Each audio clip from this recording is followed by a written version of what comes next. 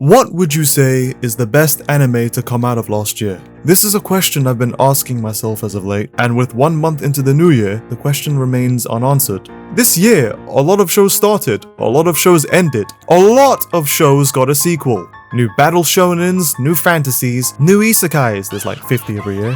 Compared to last year's video, I had a much harder time debating this as there were a lot more shows that impressed me and quite a few that didn't. Now obviously, not everyone's the same, and you may have loved every show to come out of this year, I wish I was that easy, or you may have a solid pick. But alas, I'm not going to sit here and give you the right answer to this overhauled behemoth of a question. That's for you to decide. But I feel as though it's about as good a time as any to look back amongst the year and rewind on what 2024 has given us.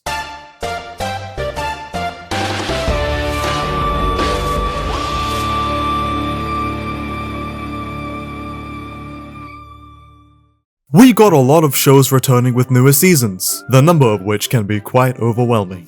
Beastars ended its run with outstanding fashion, Blue Lock was a hit and miss. The return of the talented waifus comes in the amazing form of Oshi No Ko Season 2, Season 3 of One Punch Man, oh right, that didn't happen, My Hero Academia Season 7. This, by far, has to be one of the best anime to come out of this year. Okay, now, personally, I haven't seen the season. I haven't even watched MHA's anime since Season 4, to be honest. And with how badly the adaptation was for the last couple of years, the expectation for this was extremely low. However, time and time again, whilst airing, I've seen every episode trend everywhere, and the masses has gushed over My Hero's greatness, reminding fans on why they loved this series in the first place. For once, no bullshit movies, no removal of chapters. It felt as if Bones cared for the franchise again after so long. And with the reveal of them animating the spin-off series, My Hero Vigilantes, that statement couldn't be any more true. So because of that, it's genuinely one of the best anime of the year, as well as the return of Konosuba! This show never misses, especially as they ramped up on the humor for this one. After years of begging for another season, they most definitely delivered. Truly, for me at least, a high contender. And the same can be said for Re:Zero. The only two good isekai worth talking about, am I right? But if I had to pick one, the winner for me easily goes to Cour 3 of Bleach 1000 Year Blood War. I swear, every time this series makes a comeback, it's electric. Every single episode was a constant thrill, a roller coaster of amazement. It felt as if we were getting a movie week in and week out for the duration. I mean, every episode got insanely high ratings, even more than Dandadan. Last year, I criticized Cour 2 for the animation quality and kinda hollow, no pun intended, material covered. And now, I take it all back. I will not go into any story beats or plot points in any capacity. I'm gonna save all that for when this arc is officially over after the final core, and I eagerly await the day to see the climax of this fan favorite arc and give my review on it all. But until then, I can proudly state this to be one of the best animes to come out of this year.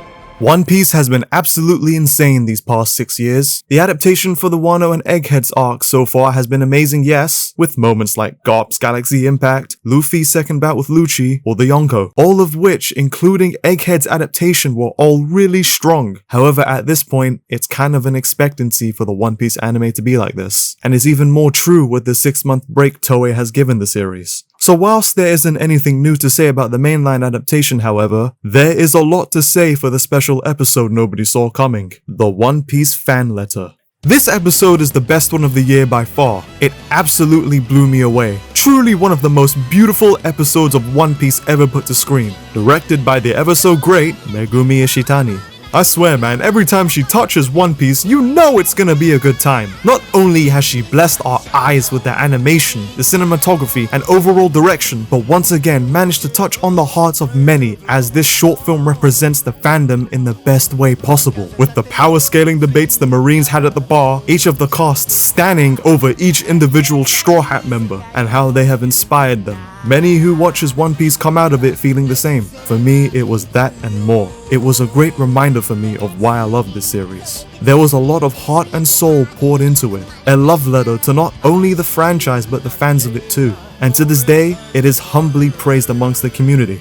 Dragon Ball also made its return in anime form for its 40th anniversary in the form of Dragon Ball Daima. Now, I'm holding off on my review for when it officially ends, but to not discuss any story elements and relating, I gotta say this is easily the best Dragon Ball animated property in the last 10 years minus Broly. It's like night and day compared to like 80% of Super. It looks and feels like a modernized version of the original series. The choreography is akin to martial arts and the power pole looks like it fucking hurts. I'm seriously hoping we get a remake of the entire OG manga in this style, cause it fits Dragon Ball a lot. And as for SandLand's, short but sweet. Whilst it uses the superhero animation style, I really liked the self-contained story Toriyama still had in him after Dragon Ball.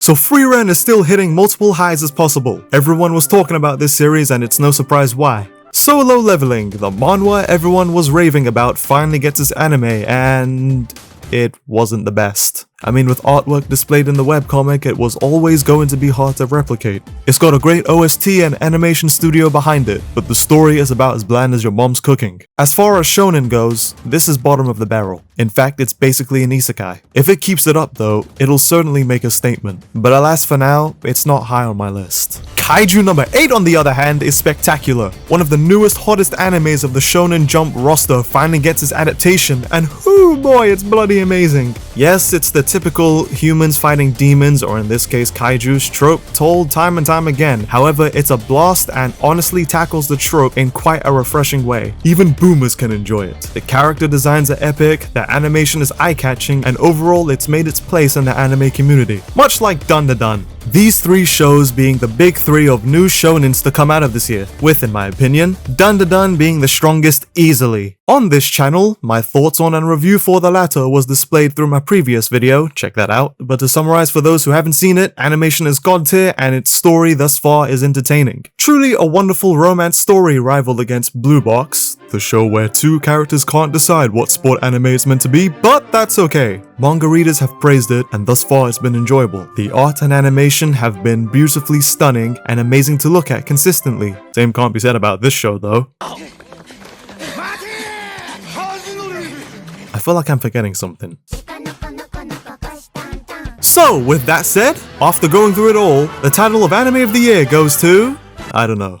There were a lot more to choose from this time around that it's quite hard, for myself at least, to make a conclusive decision. As the medium continues to grow and evolve, this outpour we've received becomes the gold standard for how every series produced is meant to be. It's become such a global phenomenon that I still can't get used to people outside of my circle discussing the newest episode of Dandadan or calling Jujutsu Kaisen peak fiction. 2024 was the year where anime changed, quite a lot in fact, and it makes me excited for what the medium has in store for 2025. So far it's done well enough. I believe it will even be anime's best year.